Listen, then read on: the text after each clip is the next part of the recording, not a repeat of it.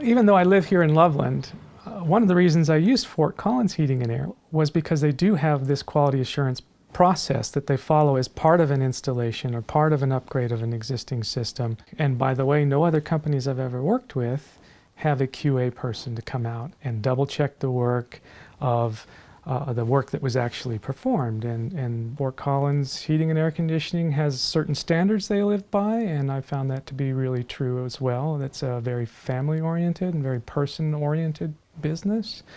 The latest thing I had Fort Collins Heating and Air do for me is install a new boiler system. I have baseboard heat.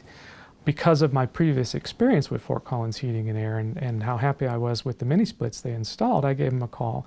If somebody mentions to me, hey, I've got an air conditioning problem, I've got a heating problem, I say, go to Fort Collins Heating and Air. You won't be disappointed. Fort Collins Heating and Air, big enough to serve, small enough to care. FortCollinsHeating.com